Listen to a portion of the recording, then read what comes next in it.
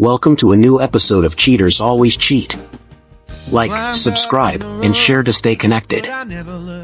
I've been married for 23 years to what I've always regarded as my ideal partner. She's remarkably beautiful, intelligent, outgoing, and possesses a genuinely kind heart.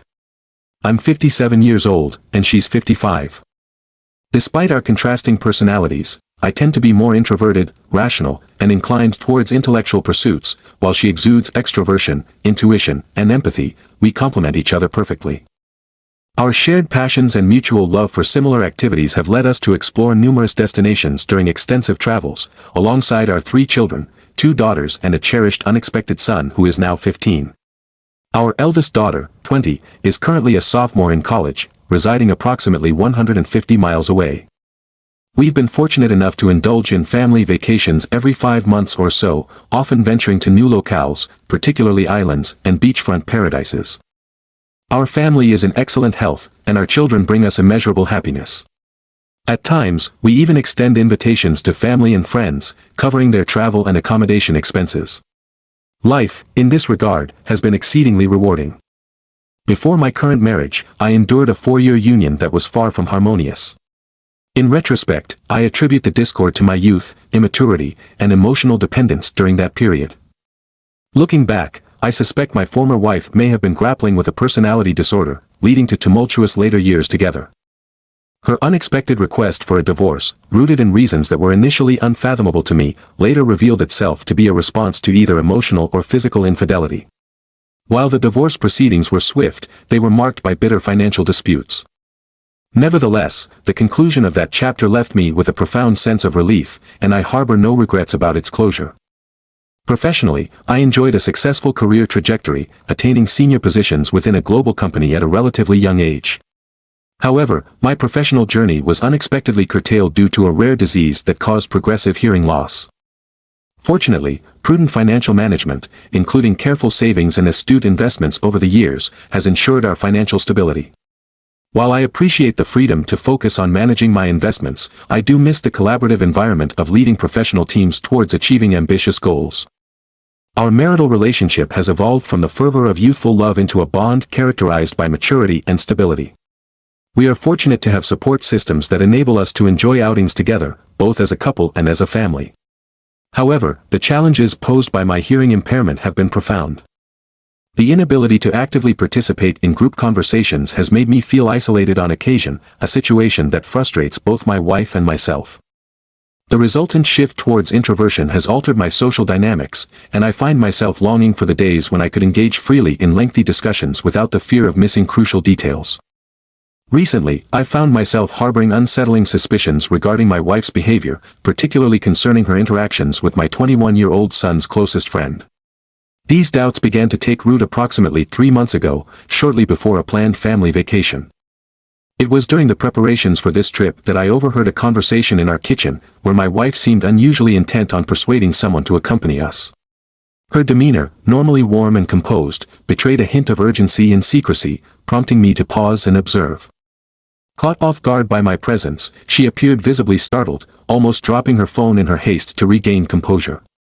Her subsequent attempt to mask her unease only heightened my curiosity, leaving me perplexed and unsettled by the exchange.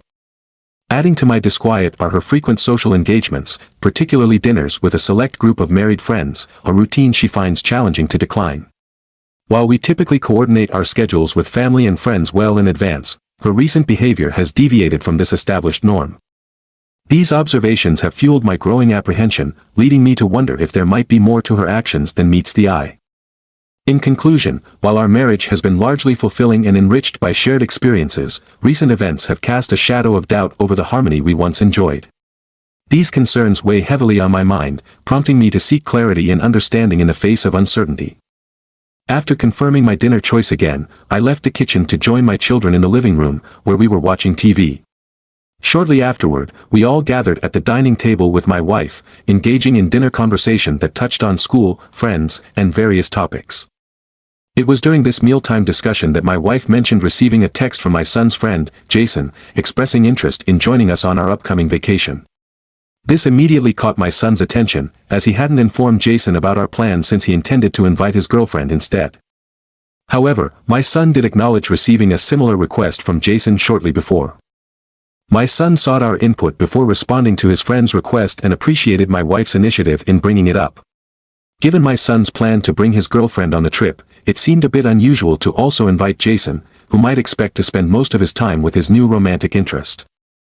Additionally, I couldn't shake the suspicion that my wife wasn't completely transparent about the circumstances of Jason's text.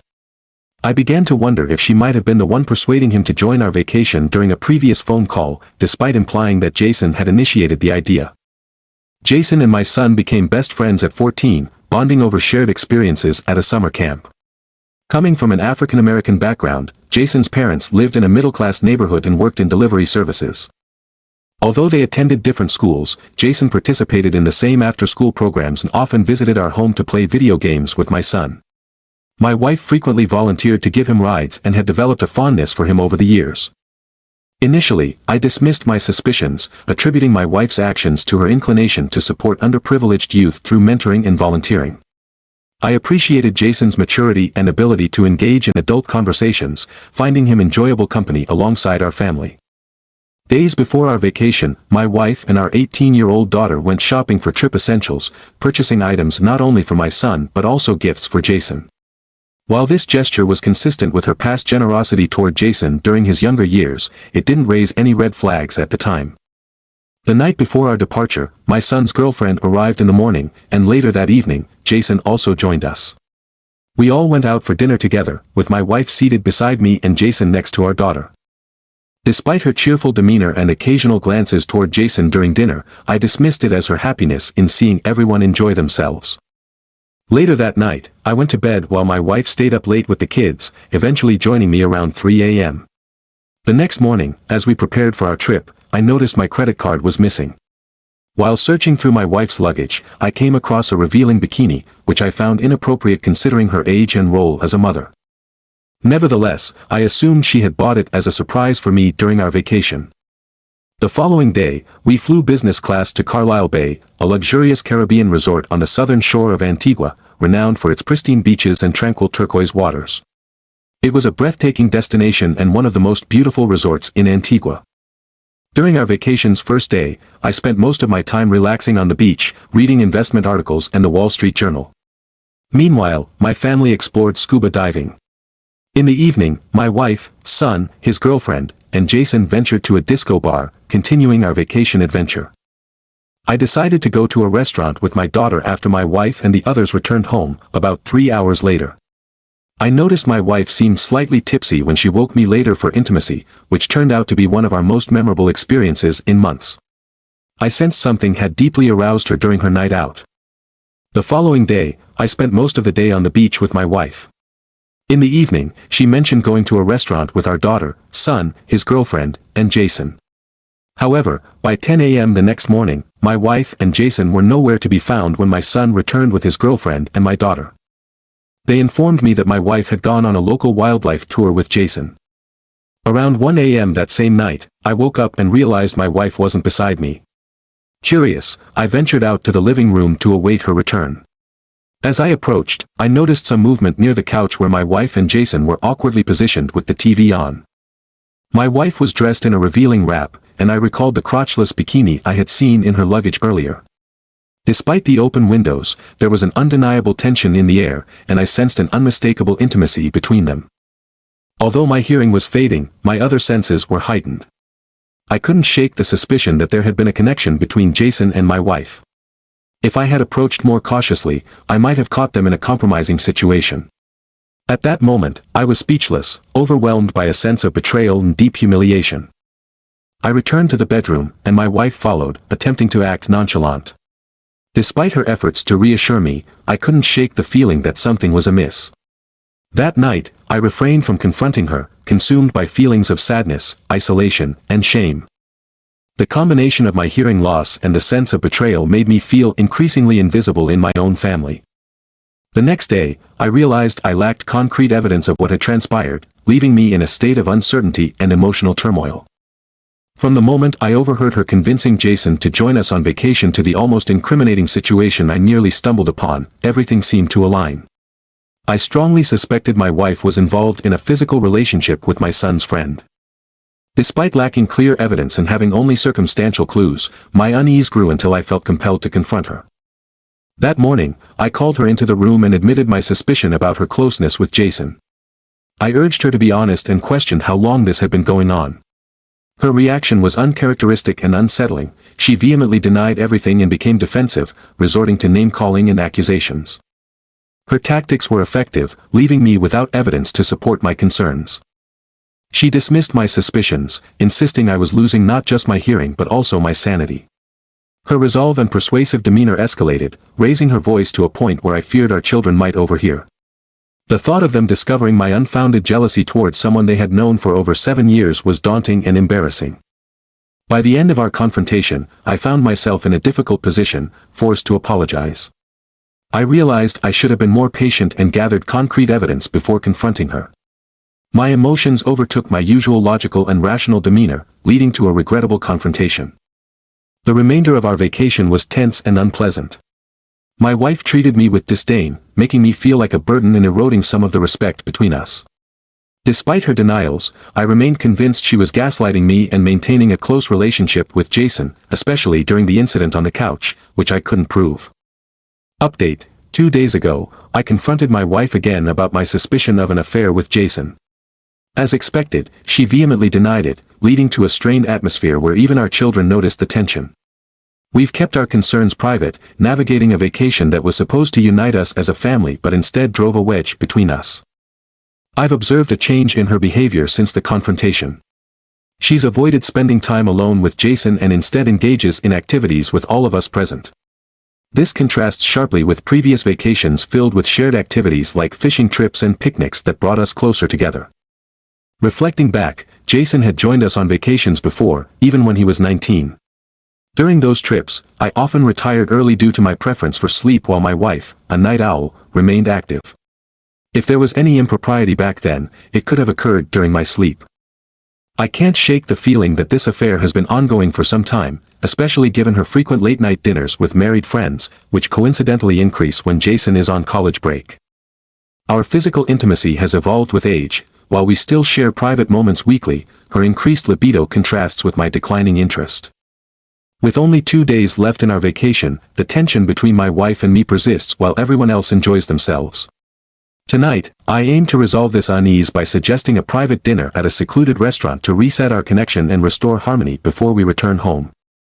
Later in the evening, while our children were occupied with other activities, I donned a floral shirt while she chose a sundress. The restaurant lay about 300 yards from our resort, prompting us to take a leisurely walk there. Having already reserved a table facing the ocean, we were treated to a breathtaking view upon arrival. Seated at a cozy table for two, I opted for a moment of silence, hoping she would initiate the conversation this time. Reflecting on my previous hasty accusations, I aimed to make her feel comfortable, offering apologies and allowing her space to speak freely. My strategy was to listen attentively, waiting for any slip that might confirm my suspicions. Over the years, I've placed unwavering trust in her and dedicated myself entirely. However, she has betrayed that trust by disrespecting me with an affair involving a man much younger than our son, all while denying it and attempting to shame me. I've been the backbone of our family, working tirelessly to secure the wealth and comfort she enjoys. Even the dress she wore that evening was mine. Yet, she seems to believe I've achieved this through naivety. Admitting my own faults, I acknowledge being overly consumed by work and perhaps neglectful due to my hearing loss. It's a stark realization that I failed to scrutinize her actions closely enough. Discovering her affair, especially with someone she was meant to mentor, strikes particularly close to home. After an uncomfortable silence, my wife broke the ice. She apologized for not spending as much time with me during the vacation as usual and acknowledged how my suspicions regarding her and Jason had arisen due to their close friendship. Meeting my gaze directly, she asserted, "I never slept with him," to which I silently nodded, opting not to engage further in words. She continued, expressing understanding of my recent emotional distance, partly attributing it to my hearing loss and her own attempts to reconnect. Furthermore, she regretted her earlier hurtful remarks, explaining that anger had clouded her judgment. Assuring me of her loyalty and commitment to our relationship, her initial words appeared positive, hinting at the possibility of a more open and sincere dialogue. In turn, I admitted that I hadn't been myself lately and expressed a genuine desire for us to rediscover closeness during the remainder of our vacation. Carefully avoiding any mention of Jason or the affair, we enjoyed a romantic lunch together and returned to the resort hand in hand. The rest of our stay passed uneventfully, with my wife making concerted efforts to spend time with me. Despite her efforts, however, something felt forced, as if her heart wasn't truly in it. Perhaps it was my mind playing tricks on me, now that the illusion of my once pure and loyal wife had been shattered by the revelation of her affair. Upon our reconciliation over dinner, everything appeared normal to our children. They suspected nothing out of the ordinary.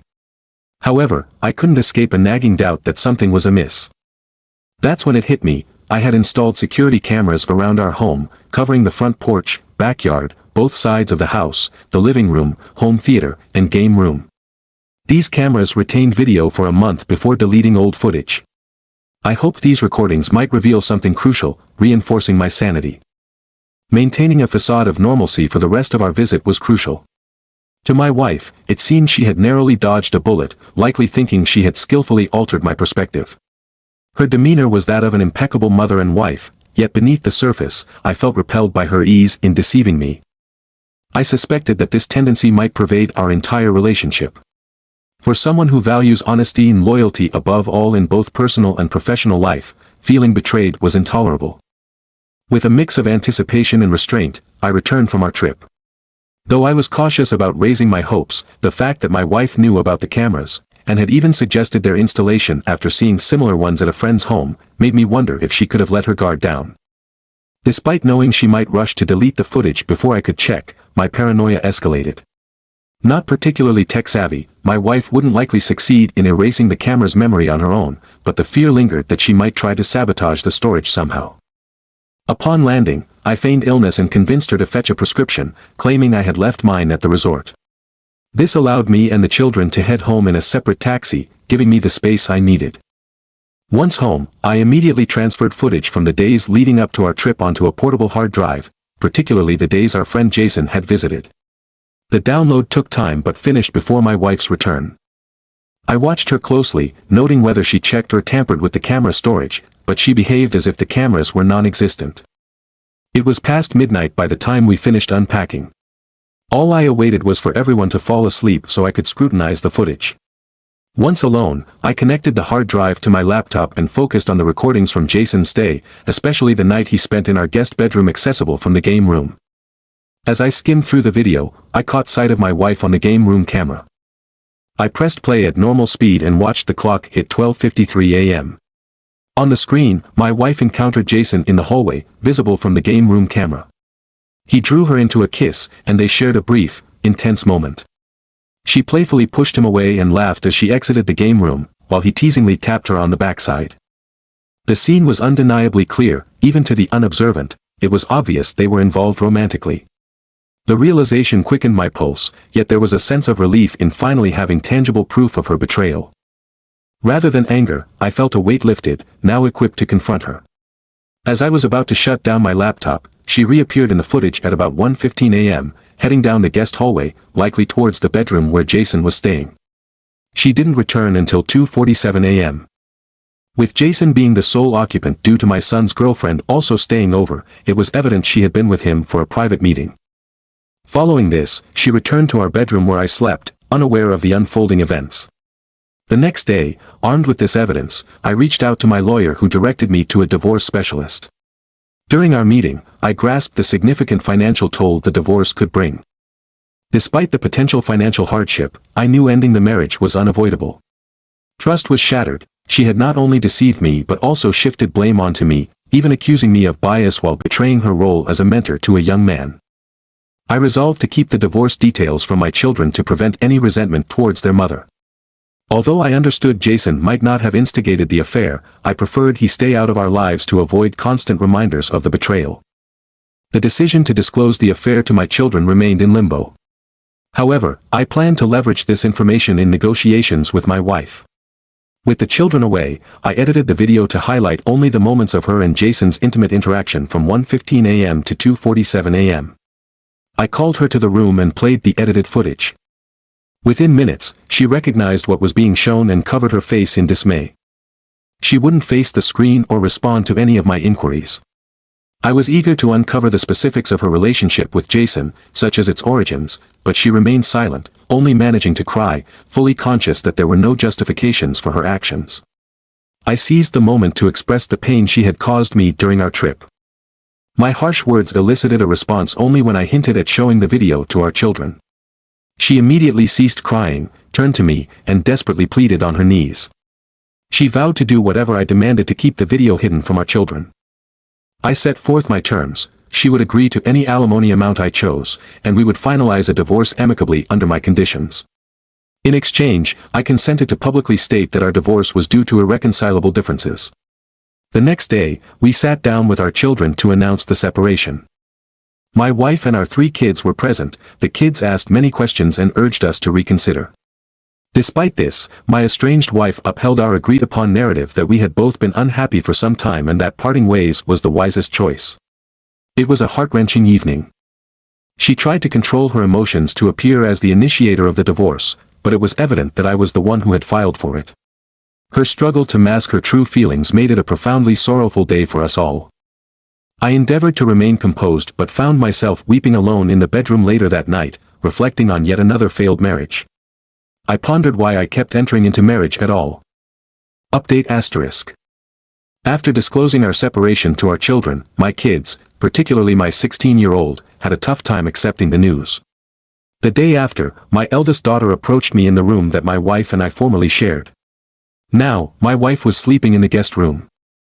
My daughter was confused about the sudden shift in our family dynamics, especially since we had appeared happy just days before on our vacation. She sat beside me, tearfully pressing for the real reason behind our divorce. Her persistent questioning nearly made me reveal more than I intended as she expressed how excluded they felt. However, I reassured her, stating that while her mother and I had a strong marriage and were grateful for our children, sometimes people simply fall out of love, which was the case with us. I gave her a deliberately vague response, but she was perceptive enough to sense there might be more to the story, possibly suspecting infidelity.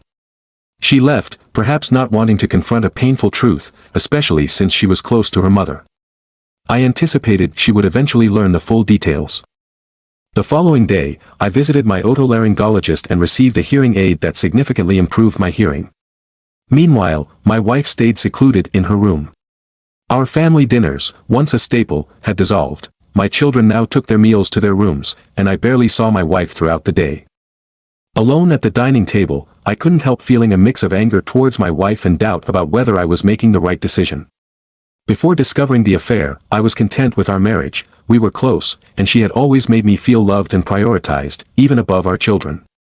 Yet, I couldn't shake off the feelings of jealousy and betrayal, wondering if her affair was driven by a need that Jason, being readily available, could fulfill.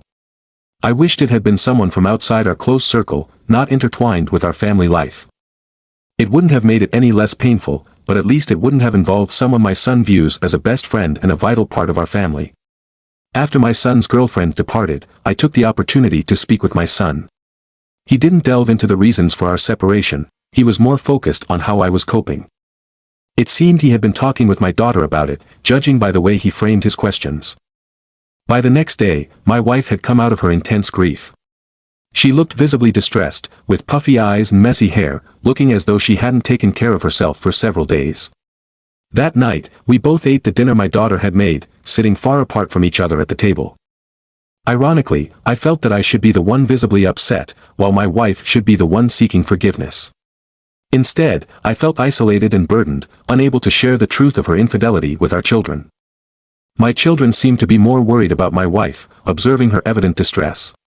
She is usually the spirited one at any gathering, known for her warmth and welcoming nature. Despite the deep hurt I felt, I had learned to mask my pain and pretend that everything was all right. The next day, my wife proposed we go to a restaurant we both liked to have a conversation. Although I was still reeling from her betrayal, I agreed, thinking it might help reduce the tension for the sake of our children.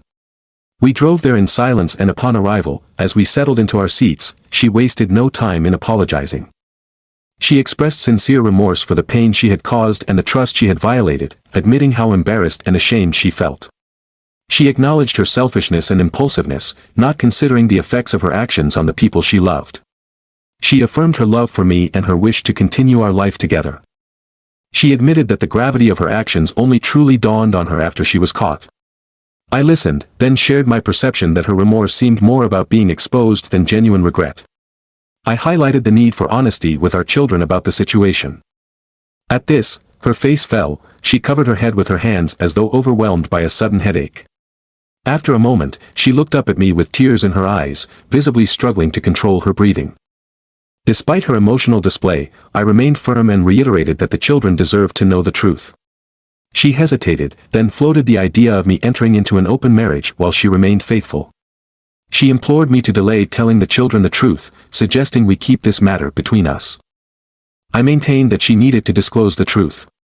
Upon my insistence, she revealed that the affair had been ongoing for 6 years, starting when Jason was still in high school. She detailed how their affair began unexpectedly during our youngest daughter's basketball game, which our son attended and where he invited Jason. The game was delayed, and while our daughter practiced, my wife, needing some fresh air, walked out with Jason following her. They ended up in her minivan, and what started as a casual conversation escalated to a kiss and more, all happening in the parking lot of the high school. She confessed to feeling guilty and degraded about their secret encounters, which they had vowed not to repeat or disclose. Despite this promise, their clandestine meetings continued over the years. Before our vacation, she hadn't seen him for over 6 months and claimed she hadn't thought about their affair until Jason arrived for the vacation. I suspected she was omitting parts of the story, as I knew Jason hadn't just shown up uninvited. After some pressing, she admitted that she had urged him to come because she wanted to meet him again and had long harbored the idea of vacationing with him, seeing it as an opportunity. She confessed that they had been intimate both before and during the vacation, having been caught by security cameras just a day before our trip started. She explained that while she feels a strong physical attraction to Jason, she still loves me deeply. She tried to reassure me by saying their connection was purely physical, perhaps to lessen the hurt. She admitted that her sexual desires had intensified with age, and since I was less inclined toward intimacy, it left her feeling continually unsatisfied and frustrated. Despite her deep love for me, she had turned to Jason as a way to fulfill her needs, eventually normalizing the affair. She disclosed that she had sought help from a psychotherapist and was prescribed antidepressants, which are used for treating a range of conditions including compulsive sexual behaviors. However, she had stopped taking the medication due to side effects and instead found some relief through therapy and using adult toys, though these measures were insufficient to stop the affair. She revealed this information, which was previously undisclosed to me, making me feel both shocked and guilty. I wondered if I had known sooner, would I have considered seeking medical help to align with her desires? When I questioned why she hadn't been open about this earlier, she said she had hinted at it but never elaborated, feeling that I had become distant in our intimacy. She pointed out my less frequent interest in intimacy compared to her daily desires, mentioning instances where I had rejected her advances while she often initiated. She acknowledged that her sexual drive was unusually high and not meant to assign blame. She wanted to work on herself, recognizing the challenges I was already facing. After our conversation, my initial anger began to subside, replaced by an understanding of her struggles with what seemed like an obsessive need for intimacy, a need she had tried to manage, though I had previously underestimated its seriousness. Feeling she might be suffering from a psychological issue and had been struggling with it, it was somewhat comforting to grasp her perspective. However, regardless of her state, her actions had violated our marriage vows, and I believed there should be consequences. Yet, this insight led me to reconsider the decision to divorce. I sought advice from my therapist, who suggested that my wife completely sever ties with Jason to begin healing our relationship. He was unsure about disclosing the affair to our children, considering their mental well-being and the potential repercussions of Jason possibly informing them himself. Nevertheless, controlling the narrative was crucial. He didn't have a strong opinion on whether to tell the children but recommended a probation period of 2 to 3 months to see if my feelings about the divorce remained unchanged.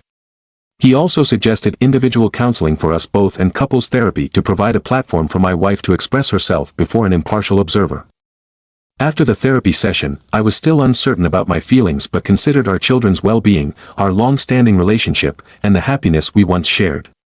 I decided to give the probation period a chance. That evening, I discussed the terms with my wife. She must cut all contact with Jason and never meet or communicate with him again. We would also inform our son and oldest daughter about the affair, expecting them to also cease contact with Jason. I was clear that any breach of these terms would lead to resuming the divorce proceedings. She admitted her mistake and expressed her readiness to do whatever it took to save our marriage, despite fearing how our children would see her. She agreed to keep the details vague and to accept whatever consequences followed. Tension in our home began to diminish gradually. My children were unsure about the status of the divorce, wondering if it was still proceeding, although they hadn't asked me directly. Slowly, family dinners resumed, and a sense of normalcy started to return, even though my wife and I continued to sleep in separate rooms. After discussing with my wife the necessity of disclosing her affair to our son and eldest daughter, we decided to address it one evening after dinner. We sent our youngest daughter to her room and gathered with my son and oldest daughter around the dining table. I started by explaining that their mother's actions had initially driven me to consider divorce, but we were now attempting reconciliation, which required her to admit her wrongdoings. When it was my wife's turn to speak, she struggled to find the right words, her face streaked with tears as our children looked on, their expressions a mix of curiosity and concern. It was hard to say if her tears were genuine or part of an attempt to elicit sympathy, a tactic I suspected she might employ. She began by acknowledging her deep regret and embarrassment over her indiscretion with Jason, labeling it a significant error. The atmosphere grew tense. I glanced at my children to see their reactions. Avoiding eye contact, she kept her head bowed in shame. As she confessed, my daughter's expression turned to one of shock while my son burst out in anger, shouting expletives before storming off to his room, slamming the door. I remained seated, facing my wife across the table, with my daughter 2 chairs to my right, still in disbelief. After a moment of silence, she whispered audibly, "I knew it." I stayed put, watching as the scene unfolded, my feelings a mixture of sadness and confusion.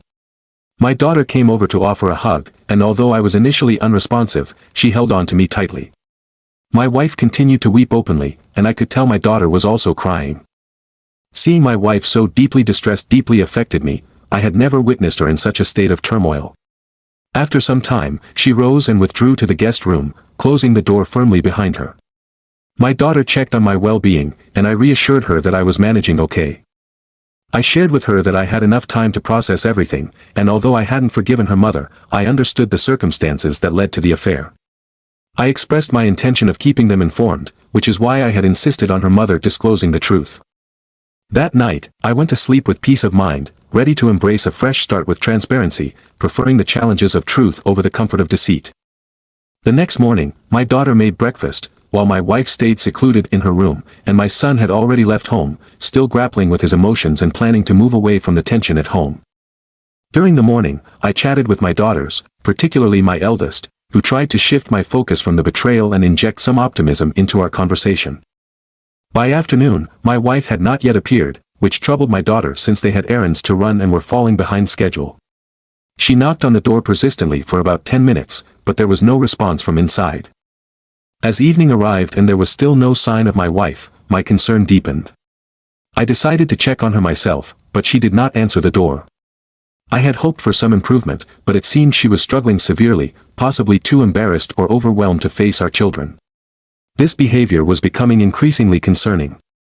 She missed dinner again, and my son still hadn't returned.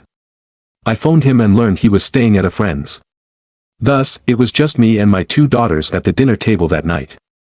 When morning came and still no word from my wife, I felt something was seriously wrong. With my eldest daughter's assistance, I forced the door open, only to find it bolted from inside.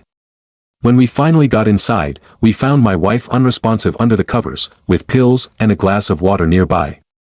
I immediately told my daughter to call 911 as I checked for a pulse, only to find her body had begun to discolor, indicating she had been deceased for almost a day. My younger daughter broke down, trying to rouse her mother, while my eldest was frantically speaking to emergency services. It was clear, even without medical training, that she had passed away the day before. I was struck with a paralyzing mix of shock and guilt, overwhelmed by the thought that I might be to blame. It took some time before I could collect myself. By then, the ambulance crew was ready to transport her, and my son, having been informed by someone, arrived and was inconsolable. I spent most of that night discussing the situation with investigators.